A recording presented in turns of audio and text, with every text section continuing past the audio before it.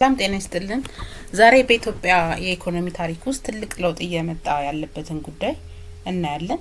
ለበርካታ አስርተ ዓመታት የውጭ ዜጋ በኢትዮጵያ ቤት መግዛት አይችልም የሚለው ሕግ ተቀይሯል። የውጭ ዜጋ የሚባሉት እነማን ናቸው? በምን አይነት ሕግና አዋጅስ ነው ንብረት መፍራት የሚችሉት? ዛሬ በዝርዝር እናያለን። አብራችሁን ቆዩ። በመጀመሪያ የውጭ ሀገር ዜጋ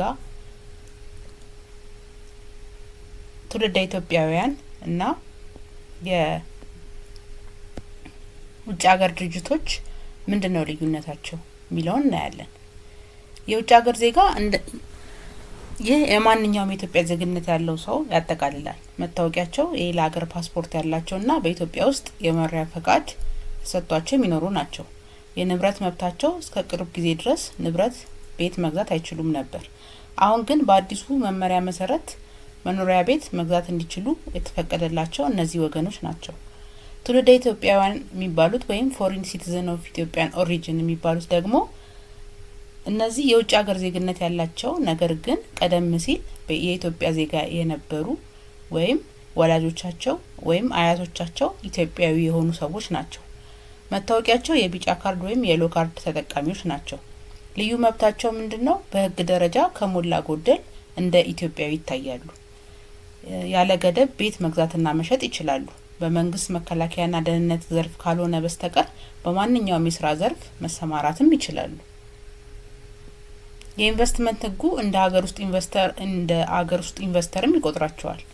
ሌላው የውጭ ሀገር ድርጅቶች ወይም ፎሪን ኢንተርፕራይዝ የሚባሉት ምንድን ናቸው? በውጭ ሀገር ሕግ መሰረት የተቋቋሙ ወይም ዋና መስሪያ ቤታቸው ከኢትዮጵያ ውጪ የሆኑ ድርጅቶች ናቸው። ንብረት ማፍራትን በተመለከተ እነዚህ ድርጅቶች በኢትዮጵያ ውስጥ ለሚያከናውኑት የኢንቨስትመንት ስራ ለምሳሌ ለፋብሪካ፣ ለቢሮ ወይም ለሰራተኞች መኖሪያ አስፈላጊ የሆኑ ንብረቶችን በድርጅቱ ስም መግዛት ወይም በሊዝ መያዝም ይችላሉ። ሌላው በትውልደ ኢትዮጵያውያንና በውጭ ሀገር ዜጎች መካከል ያለውን ልዩነት እና በውጭ ሀገር ድርጅቶች መካከል ያለውን ልዩነት አይተናል። አሁን ደግሞ በትውልደ ኢትዮጵያውያንና በውጭ ሀገር ዜጎች መካከል ያለውን የንብረት መብት ልዩነት እናያለን። የንብረት አይነት መብት ትውልደ ኢትዮጵያውያን የቢጫ ካርድ ወይም ባለቤቶች ፍጹም የውጭ ዜጋ ወይም ነን ኢትዮጵያን ኦሪጂን የመኖሪያ ቤት ግዢ እንደ ማንኛውም ኢትዮጵያዊ ያለምንም ገደብ በፈለጉት ቦታና አይነት መግዛት ይችላሉ። በሪል ስቴት ለተገነቡ ቤቶች ቅድሚያ ይሰጣቸዋል። በከተማ መሰረትና ልማት ሚኒስቴር መመሪያ ይገደባሉ። የመኖሪያ ሊዝ መብት እንደ ሀገር ውስጥ ባለሀብት ተቆጥረው ለ99 አመት መሬት በሊዝ መያዝም ይችላሉ። ለኢንቨስትመንትና ለመኖሪያ ብቻ በተወሰነ የሊዝ ዘመንና መመሪያ ይፈቀድላቸዋል። የገንዘብ ምንጭ በሀገር ውስጥ ባላቸው ብር ወይም በውጭ ምንዛሬ መግዛትም ይችላሉ። ንብረቱን ለመግዛት የግድ በህጋዊ መንገድ የመጣ የውጭ ምንዛሬ ወይም ሃርድ ካረንሲ ማቅረብ አለባቸው። የንግድ ዘርፎች በመከላከያና ደህንነት ካልሆነ በስተቀር በሁሉም ንብረት ማፍራት ይችላሉ። ሊሰማሩባቸው የሚችሉት የንግድ ዘርፎች በኢንቨስትመንት ሕጉ የተገደቡ ናቸው። የካፒታል መስፈርት የንብረት ባለቤት ለመሆን ዝቅተኛ የካፒታል መስፈርት አይጠየቁም። እንደ ባለሀብት ንብረት ለማፍራት ቢያንስ $200,000 ካፒታል ማስመዝገብ ይጠበቅባቸዋል እንደ ባለሀብት ማለት ነው። ሌላው እዚህ ጋር አንድ ትልቅ ነጥብ ልብ ማለት ያስፈልጋል። የውጭ ዜግነት ያለው ሁሉ እኩል መብት የለውም። የቢጫ ካርድ ባለቤት የሆኑ ትውልደ ኢትዮጵያውያን በህግ ደረጃ እንደ ሀገር ውስጥ ዜጋ ነው የሚታዩት። ማንኛውም ቤት በፈለጉት ዋጋና ቦታ በኢትዮጵያ ብር መግዛት ይችላሉ። ነገር ግን ፍጹም የውጭ ዜጋ የሚባሉት ለምሳሌ ቻይናውያን ወይም አውሮፓውያን ከሆኑ ንብረት እንዲገዙ የተፈቀደላቸው አገሪቱ የውጭ ምንዛሬ እንድታገኝ ታስቦ በመሆኑ ክፍያቸው የግድ በዶላር ወይም በዩሮ መሆን አለበት። በተጨማሪም እንደ ትውልደ ኢትዮጵያውያኑ በየመንደሩ ያለን ቤት ዝም ብለው መግዛት አይችሉም። ግዢያቸው በከተማና መሰረተ ልማት ሚኒስቴር መመሪያ መሰረት በሪል ስቴቶች ላይ ያተኮረ ነው። ለምን ልዩነት ተደረገ? በትውልደ ኢትዮጵያውያን መካከልና በውጭ ሀገር ዜጎች መካከል ይህ በዋናነት የዜጎችን ጥበቃ ነው። የዜጎችን ጥበቃ በማስመልከት ፍጹም የውጭ ዜጎች በኢትዮጵያ ብር ተራ ቤቶችን እንዲገዙ ቢፈቀድላቸው የቤት ዋጋ ለሀገር ውስጥ ዜጋ የማይቀመስ ይሆን ነበር። የውጭ ሁለተኛ የውጭ ምንዛሬ ፍላጎት ከውጭ ዜጎች የሚጠበቀው ዋናው ፋይዳ ወደ አገር ውስጥ የውጭ ምንዛሬ እንዲገባ ማድረግ ስለሆነ ማለት ነው። ይዘው ወደ ውስጥ አገር ውስጥ ይዘው እንዲገቡ ነው በዋናነት አላማው። ሌላው በአዲሱ ህግ የውጭ ዜጋ ተብለው ቤት መግዛት የሚችሉት እነማን ናቸው የሚለውን ደግሞ እናያለን። መንግስት በቅርቡ ይፋ ባደረገው ማሻሻያ መሰረት ቀደም ሲል የተከለከሉት የሚከተሉት ወገኖች ቤት መግዛት እንዲችሉ መንገድ ተከፍቷል። ዲፕሎማቶች፣ የዓለም አቀፍ ድርጅት ሰራተኞች፣ በኢትዮጵያ መቀመጫቸውን ያደረጉ የተለያዩ አገራት ተወካዮች፣ ባለሀብቶች፣ በኢትዮጵያ ውስጥ ከፍተኛ መዋለ ንዋይ የሚያፈሱ የውጭ ዜጎች፣ ልዩ ፍቃድ የሚሰጣቸው ነዋሪዎች፣ ለረጅም ጊዜ በኢትዮጵያ የኖሩ ወይም አገሪቱ ልዩ ፍላጎት ያሳደረችባቸው ባለሙያዎች ናቸው ማለት ነው። በኢትዮጵያ ውስጥ እንደ ውጭ ዜጋ ተቆጥረው ቤት መግዛት የሚችሉት። ሌላው ንብረት ማፍራትን የሚገዙት ዋና ዋና ህጎች የትኞቹ ናቸው የሚለውን ደግሞ ቀጥለን እናያለን። አንደኛ የኢንቨስትመንት አዋጅ ቁጥር 1180/2012 ነው። ይህ አዋጅ የውጭ ባለሀብቶች ለስራቸው አስፈላጊ የሆነ የማይንቀሳቀስ ንብረት እንዲኖራቸው ይፈቅዳል። አዋጁ ኢንቨስትመንትን ለማበረታታት የወጣ ሲሆን ባለሀብቱ ንብረቱን እንደ ዋስትና ወይም ኮላተራል ተጠቅሞ ከባንክ ብድር እንዲያገኝም መብት ይሰጣል። ሁለተኛ አዲሱ የማይክሮ ኢኮኖሚ ማሻሻያ 2016 ወይም 2017 ዓመተ ምህረት የወጣው በቅርቡ በሚኒስትሮች ምክር ቤት ባጸደቀው አዲስ ፖሊሲ መሰረት የውጭ ዜጎች የመኖሪያ ቤት ወይም ሬዚደንሻል ፕሮፐርቲ መግዛት እንዲችሉ በይፋ ተፈቅዷል። ይህ ትልቅ ታሪካዊ ለውጥ ነው። ሌላው የሊዝ አዋጅ ቁጥር 721/2004 ነው። ይህ አዋጅ በኢትዮጵያ መሬት አይሸጥም አይለወጥም። ስለዚህ ማንኛውም የውጭ ዜጋ ቤት ሲገዛ ቤቱ ያረፈበትን መሬት በሊዝ የመጠቀም መብት ነው የሚያገኘው። ለሪል ስቴት የሚሰጠውም የሊዝ ዘመን አብዛኛው ጊዜ 99 አመት ነው። ሌላው የንግድ ህግ ወይም ኮመርሻል ኮድ ነው። አዲሱ የንግድ ህግ የውጭ ዜጎች ቀደም ሲል ተከልክለውባቸው በነበሩ የንግድ ዘርፎች እንደ ችርቻሮና የጅምላ ንግድ እንዲሰማሩና ለዚህም የሚሆን ንብረት እንዲያፈሩ ይፈቅዳል። ሌላው ቤትን መግዛት ተፈቀደ ማለት ግን ዝም ብሎ መግዛት ይቻላል ማለት አይደለም። የውጭ ዜጎች ቤት ሲገዙ በኢትዮጵያ ውስጥ የሚከተሉት መስፈርቶች ማሟላት አለባቸው። አንደኛ የውጭ ምንዛሬ ነው። ንብረቱ የሚገዛው በውጭ ምንዛሬ መሆን እንዳለበት ይጠበቃል። ይህም አገሪቱ ያለባትን የውጭ ምንዛሬ እጥረት ለመቅረፍ ይረዳል። ሌላው የንብረት አይነት ነው። በአሁኑ ወቅት ትኩረቱ በሪል ስቴት አልሚዎች በሚገነቡ ዘመናዊ ቤቶች ላይ ነው። ሌላው የውልና ማስረጃ ምዝገባም ያስፈልጋቸዋል። ማንኛውም ግዢ በፌዴራል ወይም በክልል የውልና ማስረጃ ምዝገባ አገልግሎት መጽደቅ አለበት ማለት ነው። ሌላው የውጭ ባለሀብት ንብረት ለማፍራት ምን ሁኔታዎችን ወይም መስፈርቶችን ማሟላት አለበት የሚለውን ደግሞ ቀጥለን እናያለን ማለት ነው። ምን ማሟላት አለበት የሚለውን ቀጥለን በዝርዝር እናያለን። አንደኛ የውጭ ባለሀብት በኢትዮጵያ ንብረት ለማፍራት በአዲሱ የማክሮ ኢኮኖሚ ማሻሻያ አዋጅ መመሪያ መሰረት የሚከተሉትን 6 መስፈርቶች እንዲሁም በኢንቨስትመንት አዋጅ ቁጥሩ 1180/2012 መሰረት የሚከተሉትን 6 ዋና ዋና መስፈርቶች ማሟላት አለበት። አንደኛ ህጋዊ የኢንቨስትመንት ፈቃድ ኢንቨስትመንት ፐርሚት። ይህ ማለት ባለሀብቱ መጀመሪያ በኢትዮጵያ ኢንቨስትመንት ኮሚሽን የተመዘገበና ህጋዊ የኢንቨስትመንት ፈቃድ ያለው መሆን አለበት። ንብረት ማፍራት የሚችለውም ለፈቀደለት የስራ መስክ ለምሳሌ ለፋብሪካ ወይም ለሆቴል ወይም ለግብርና ወዘተ አስፈላጊ ሲሆን ነው። ዝርዝሩ አዋጁ ላይ በግልጽ ተቀምጧል፣ ማየት ይቻላል ማለት ነው። ሌላው አነስተኛ የካፒታል መጠን ወይም ሚኒመም ካፒታል ሪኳየርመንት አለው። ማንኛውም የውጭ ባለሀብት በኢትዮጵያ ንግድ ለመጀመርና ንብረት ለማፍራት የሚከተሉትን ዝቅተኛ ካፒታል ማስመዝገብ አለበት። ለምሳሌ አንድ ባለሀብት $200,000 ሊኖረው ይገባል። ከሀገር ውስጥ ባለሀብት ጋር በጋራ ለመስራት ካሰበ ደግሞ $150,000 ይጠየቃል ማለት ነው። በአርኪቴክቸር ወይም በምህንድስና ስራዎች ላይ ለሚሰማራ ደግሞ $100,000፣ ከሀገር ውስጥ ጋር ከሆነ ደግሞ $50,000 ይጠበቅበታል ማለት ነው። ሌላው የገንዘብ ምንጭ ማረጋገጫ ወይም ሶርስ ኦፍ ፈንድ ነው። ይህ በጣም ወሳኝ መስፈርት ነው። ባለሀብቱ ንብረቱን የሚገዛበት ገንዘብ ከውጭ ሀገር በህጋዊ ባንክ በኩል መግባቱን የሚያሳይ የባንክ ማረጋገጫ ወይም ባንክ አድቫይስ ማቅረብ አለበት። በጥቁር ገበያ ወይም ምንጩ ባልታወቀ መንገድ የመጣ ገንዘብ ተቀባይነት የለውም። ስለዚህ የገንዘብ ምንጩ መረጋገጥ እንዳለበት ያሳያል ማለት ነው አዋጁ። ሌላው የመሬት ሊዝ ስምምነት ወይም ሊዝ አግሪመንት መፈጸም አለበት። በኢትዮጵያ መሬት በግል ባለቤትነት ስለማይያዝ ባለሀብቱ ንብረቱን የሚገነባበትን መሬት ከከተማ አስተዳደር ወይም ከክልል መሬት አስተዳደር በሊዝ መያዝ አለበት።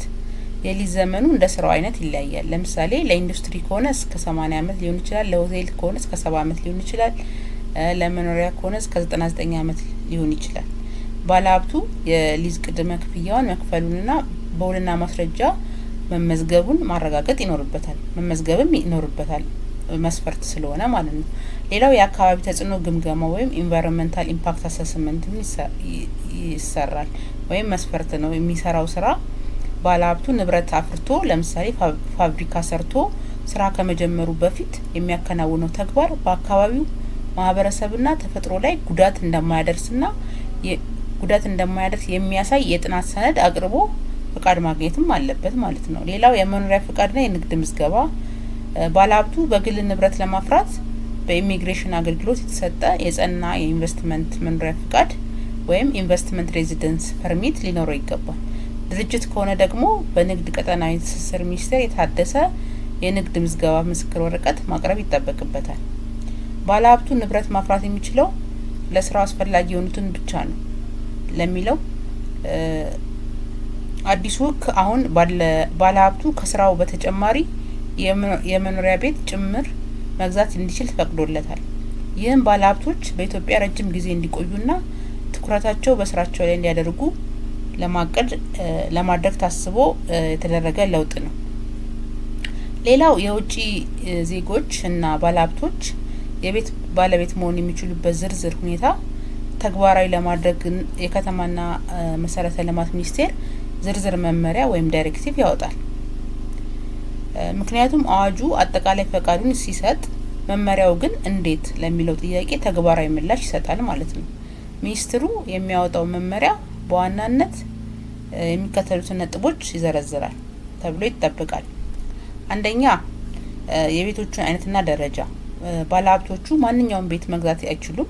መመሪያው የትኞቹ ቤቶች ለውጭ ዜጎች እንደሚሸጡ ይወስናል። ለምሳሌ በሪል ስቴት አልሚዎች የተገነቡ አፓርታማዎች ወይም ቪላዎች ብቻ ሊሆኑ ይችላሉ።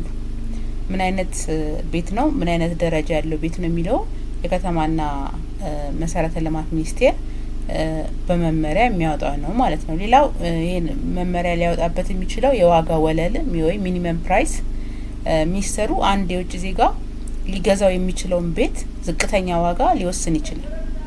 ይህ የሚደረገው የውጭ ዜጎች ዝቅተኛ ዋጋ ያላቸውን ቤቶች በመግዛት ተራው ዜጋ ላይ የዋጋ ንረት እንዳይፈጥሩ ለመከላከል ነው ማለት ነው። ሌላው የካርታ ባለቤትነትና ዝውውር ሂደት ነው። ቤቱ ሲገዛ የባለቤትነት ማረጋገጫ ካርታ በውጭ ዜጋው ስም እንዲዘጋጅ በሊዝ ዘመኑ ማብቂያ ላይ ንብረቱ ምን እንደሚሆንና ለወራሾች ስለሚተላለፍበት ሁኔታ ዝርዝር አፈጻጸም ያስቀምጣል። ሌላው የግዢ ማረጋገጫ ሰነዶች ናቸው። ገዢው ከባንክ ያመጣውን የምንዛሬ ማረጋገጫ ከኢንቨስትመንት ኮሚሽን ወይም ከኢሚግሬሽን ያለውን ፈቃድ ሚኒስቴሩ በሚያወጣው መመሪያ መሰረት መቅረብ ይኖርበታል። ሌላው ትልቅ ነጥብ የቤት ግዢው ዝርዝር አፈጻጸም ነው። የከተማና መሰረተ ልማት ሚኒስቴር የሚያወጣው መመሪያ የትኞቹ ቤቶች ለሽያጭ እንደሚቀርቡ፣ ዝቅተኛ የሽያጭ ዋጋቸው ምን ያህል እንደሚሆን እና የባለቤትነት ማረጋገጫ ካርታው እንዴት እንደሚሰጥ በዝርዝር ይወስናል። ይህም ማለት ግዢው የሚፈጸመው ሚኒስቴሩ ባስቀመጠው ጥብቅ መስፈርት ብቻና ብቻ ይሆናል ማለት ነው። ሌላው በኢትዮጵያ አዲሱን ሕግ ተከትሎ የመኖሪያ ቤት የገዛ የውጭ ዜጋ ልክ እንደ ማንኛውም የንብረት ባለቤት መብቶችና ግዴታዎች ይኖሩታል። እነዚህ መብቶችና ግዴታዎች በከተማና መሰረተ ልማት ሚኒስቴር መመሪያዎች እና በፍትሐ ብሔር ሕጉ ላይ የተመሰረቱ ናቸው። አንደኛ፣ የመኖሪያ ቤት የገዛ የውጭ ዜጋ ምን መብቶች አሉት የሚለውን እናያለን። አንደኛ፣ የባለቤትነት መብት አለው። ኦነርሺፕ ራይት አለው። በገዛው ቤት ላይ ሙሉ የባለቤትነት መብት ይኖረዋል። ቤቱን የመጠቀም የማደስ በህግ በተፈቀደው መሰረት የመኖር መብትም አለው ማለት ነው።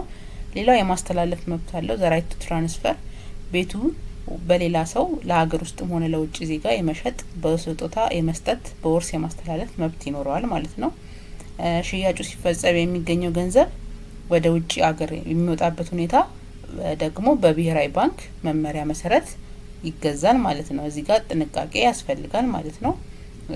ከብሔራዊ ባንክ ጋር በመነጋገር እንደዛ አይነት መመሪያዎችን ይወጣሉ ማለት ነው። ሌላው የማስያዝ መብት ወይም ኮላተራል ነው።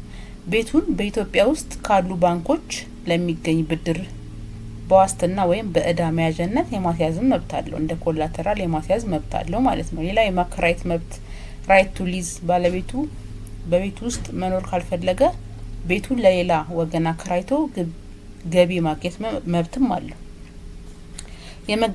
ሌላው የመገልገያ መብቶች እንደ ውሃ፣ መብራት፣ የቴሌኮም አገልግሎቶች በስሙ የማስገባትና የመጠቀም መብትም ይኖረዋል።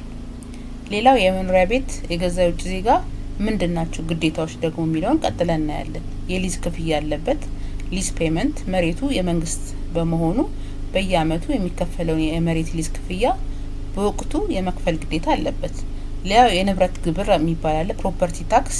ማንኛውም የቤት ባለቤት እንደሚከፍለው ለከተማው መስተዳደር አመታዊ የቤት ግብር የመክፈል ግዴታም ይኖርበታል ማለት ነው። ሌላው ለታለመበት አላማ መጠቀም አለበት። ቤቱ የተገዛው ለመኖሪያ ከሆነ ያለ ተጨማሪ ፈቃድ ቤቱን ወደ ንግድ ድርጅት ለምሳሌ ወደ መጋዘን ወይም ፋብሪካ መቀየር አይችልም። የሀገሪቱን ሕግም ማክበር አለበት።